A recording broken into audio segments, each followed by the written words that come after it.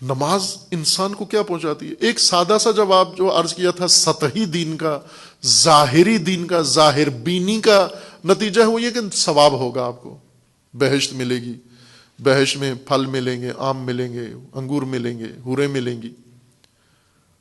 اور حوریں بھی اس طرح سے تصویر کشی کی ہے کہ جس میں خواتین کا کوئی حصہ نہیں ہے نا؟ سنا ہے کبھی حوروں کی جو تصویر بنائی جاتی ہے اس میں تو خواتین کا کوئی حصہ نہیں ہے، جبکہ عمل میں دین میں برابر کی شریک ہیں. دین سارا ان کے لیے بھی ہے، مردوں کے لیے بھی ہے، ان کے لیے بھی ہے، لیکن نتیجہ مردوں کے لیے ہے، حوریں انہیں ملیں گی. عورتوں کا کیا قصور ہے اس میں؟ پھر انہیں کیا ضرورت ہے دین پر عمل کرنے کی؟ اگر رزلٹ سارا مرد لے جائیں گے. اور حور کا تصور کیا پیش کیا ہے، خوفناک، شرمناک تصور حوروں کا پیش کیا ہے کہ یہاں پر زمین پہ تقوی اختیار کرو تاکہ ادھر تمہیں شہوت کی چھٹی دی جائے، شہوت رانی. یہ کیا دین ہوا؟ یہ کیا مقصد ہے انسان؟ یعنی مقصد انسان یہ ہے کہ یہاں پر اس کو دیندار بنایا جائے تاکہ آخرت میں تمام بے دینی کے کام کرے. دنیا میں اگر کوئی یہ دو کام شروع کر دے، دن رات کھاتا رہے اور شہوت رانی کرتا رہے، کیا دنیا اس کو اچھا انسان کہتی ہے؟ سب سے برا انسان زمین پہ تو یہی برا انسان ہے جس کا کھانے کے علاوہ، ہوس رانی کے علاوہ کوئی کام ہی نہیں ہے. اگر یہ دنیا میں برا ہے تو یہ بہشت میں کیسے اچھا ہو گیا؟ یہ وہاں جا کر اس کو توشہ یہ دیا جا رہا ہے کہ تم جتنا کھا سکتے ہو کھاؤ، جتنی ہوس رانی کر سکتے ہو کرو. اشارہ کیا تھا کل، راز بتا دیا تھا کہ یہ قرآن کے متشابہات ہیں. یعنی قرآن کریم میں جو ثواب کا ذکر ہے بہشت میں، وہ دراصل انسان کے اعمال کا تجسم ہے، عورت ہو یا مرد. من عمل منکم صالحا من ذکر او انثی، تم میں سے جو بھی عمل صالح کرے وہ عورت ہو یا مرد ہو، یکساں نتیجہ دونوں کے لیے، چونکہ دونوں کے اعمال مجسم ہوں گے، دونوں کے اعمال نتیجہ بن کر آئیں گے. وہ حوریں آپ کے عمل کا تجسم ہے، وہ آپ کے اعمال ہیں جو آپ کے ساتھ ہیں، آپ کے ہم نشین ہیں، آپ کے انیس ہیں. وہ عورتوں کے لیے بھی ہیں، وہ مردوں کے لیے بھی ہیں. اور اعمال جب مجسم ہو، مثلا آپ نے کوئی کام کیا ہے، وہ کام کر کے جب اس کام کا نتیجہ آپ کے سامنے آتا ہے کتنی خوشی ہوتی ہے آپ کو. آخرت میں اس سے بھی زیادہ خوشی ہوگی آپ کو، چونکہ جو کچھ آپ نے کیا ہے وہ مجسم ہو کے آپ ہی کے ساتھ ہوگا وہاں. اس لیے لذت محسوس ہوگی آپ کو ان ساری نعمتوں سے. لیکن وہ زبان ہمیں نہیں آتی، ان حقائق کا ہمیں ادراک نہیں ہے، لہذا ہماری زبان میں پیش کیا گیا کہ یہ فاقعہ ہیں، یہ حوریں ہیں، یہ فلاں ہیں. یہ ہماری بولی میں تشبیہات کے ساتھ پیش کیا گیا. نماز میں مقصد فقط ثواب نہیں ہے، پھل اور حوریں نہیں ہیں. نماز کا مقصد اس زندگی میں تمہارے لیے ہے، چونکہ بعد میں جو کچھ تمہیں ملنا ہے آخرت میں، وہ یہی زندگی میں جو تم نے حاصل کیا ہے وہی مجسم ہوگا. اضافی کوئی چیز نہیں ملے گی وہاں سے، باہر سے لا کر، دکان سے لا کر، مارکیٹ سے لا کر کچھ نہیں دیا جائے گا تمہیں. جو کچھ تمہارے اندر ہے وہی باہر روشن کر دیا جائے گا، جو کچھ تمہارے اندر ہے.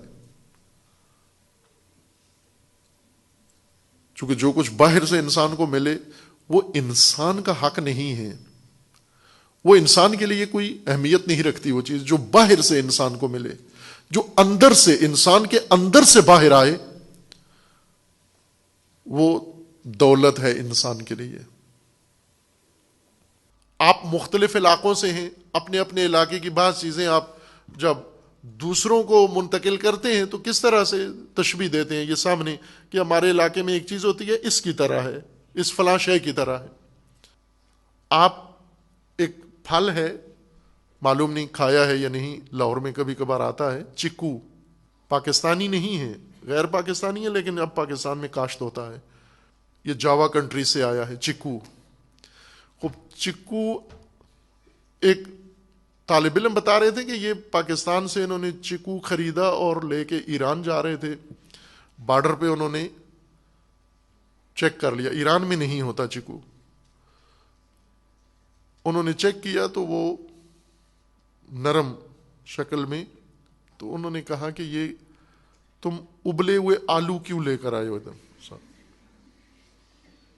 اول آلو کیوں لائے ہو اپنے ملک سے, دوسرا ابلے ہوا آلو, چونکہ وہ نرم تھا. وہ اس نے انہیں بہت سمجھایا کہ یہ آلو نہیں ہے اور ابلا ہوا بھی نہیں ہے, بلکہ یہ ایک پھل ہے, میٹھا کھانے کا ہے, اور تم چکھ لو ادھر. اس نے کہا نہیں, مجھے آلو ابلے ہوئے پسند نہیں ہے, کھایا بھی نہیں اس نے. آپ میں سے جنہوں نے کھایا ہے انہیں تو پتا ہے کہ یہ کیا چیز ہے, لیکن جنہوں نے نہیں کھایا, اگر انہیں ہم سمجھانا چاہیں گے چیکو کیا ہوتا ہے, کیسے سمجھائیں گے؟ آلو کی طرح ہوتا ہے. اسی کو کہتے ہیں متشابہ, شبیہ کے ساتھ, تشبیہ کے ساتھ بات سمجھانا. چونکہ کچھ چیزیں ہماری دیکھی بھالی ہیں. آلو دیکھا بھالا ہے, چیکو ان دیکھا ہے, چونکہ اس سرزمین کا نہیں ہے. اب اگر اس سرزمین کے لوگوں کو اس سرزمین کی بات سمجھائیں تو اس سرزمین کی ایک شے مثال بنا کر, شبیہ بنا کر, اس کے ساتھ اس کو پیش کیا جاتا ہے کہ اس کی طرح ہے. آپ توجہ فرمائیں, بہشت آخرت وہ سرزمین ہے, دنیا یہ سرزمین ہے. ہم اس دنیا کے رہنے والے ہیں جہاں آلو ہوتا ہے. ایک اور سرزمین ہے جہاں چکو ہوتا ہے, اور ان آلو کے سرزمین پہ رہنے والوں کو چکو سمجھانا ہے آلو سے تشبیہ دے کر. انہوں نے سمجھا آلو ہی ہے, آلو ہی ملے گا بہشت میں. شبیہ ہے, تشبیہ دی گئی ہے. کیوں؟ اس لیے کہ آپ کی مانوس چیز کے ساتھ اس کو بتایا گیا تاکہ سمجھ میں آئے آپ کو. اور جب متشابہات, شباہتیں, شبیہیں جب پیش کی جائیں تو نہ سمجھ لیں کہ وہی. مثلا ابھی ڈرامہ پیش کیا جاتا ہے, ایک شبیہ بنائی جاتی ہے ڈرامے کے اندر. مختلف ڈرامے ہیں, مذہبی ڈرامہ ہو, آپ نے دیکھی ہیں مذہبی فلمیں, ان کے اندر ایک شبیہ بنائی گئی. مثلا جو مذہبی ڈرامہ تھا مریم مقدس, ایک فلم بنی تھی جس کے اندر ایک خاتون نے, ایک بچی نے مریم مقدس کا کردار ادا کیا. تو کیا عیسائی سارے اس بچی کو مریم مان لیں؟ ابھی انہیں پتا ہے کہ یہ شباہت ہے, یہ تشبیہ ہے, یہ متشابہ ہے. اس فلم میں ہمیں ایک کریکٹر پاکیزہ نورانی دکھایا گیا ہے ہمارے زمانے کے موجودہ ایک شخصیت کے ذریعے. اس نے ایکٹ کیا ہے, وہ اس کے روپ میں وہ دکھایا جا رہا ہے. یہ کام ہے جو ہم بھی روزمرہ کر رہے ہیں, اور اسی کے ذریعے سمجھتے ہیں ہم بہت ساری باتیں. کئی چیزیں ہیں جو چائنا کے اندر ہیں, پاکستان میں نہیں ہیں, آپ کو لوگ سمجھا دیتے ہیں آ کر تشبیہات کے ذریعے. تعلیم کے دوران استاد بچوں کو بہت ساری مثالیں دے کر تشبیہات کے ذریعے سے بہت ساری باتیں تعلیم دے دیتا ہے.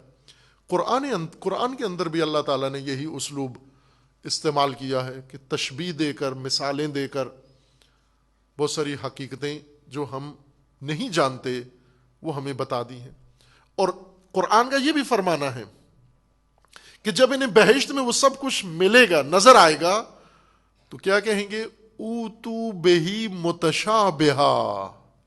یہ تو شبیہ, یہ تو دیکھی والی چیز لگتی ہے, اس کے مشابہ تو ہم نے پہلے دیا گیا ہے ہمیں اس کے مشابہ. یعنی وہ مشابہات ہیں, تشبیہات ہیں. حقائق کچھ اور ہیں, حقائق اخروی ہیں. بہشت اخروی ہے, دنیاوی نہیں ہے. آخرت میں شہوت نہیں ہے, نہ پیٹ کی شہوت ہے نہ دوسری شہوت ہے. وہاں تو یہ سب کچھ نہیں ہے, یہ دنیا کا سب کچھ نظام ہے. شہوتیں دنیا میں ہیں, آخرت پاکیزہ ہے. آخرت میں تو یہ سب کچھ نہیں ہے, اخروی ہے, ہر چیز اخروی ہے, ہر چیز نورانی ہے, ہر چیز غیر مادی ہے, ہر چیز غیر جسمانی ہے. متشابہات کی زبان سے آپ کو دین سمجھایا گیا ہے.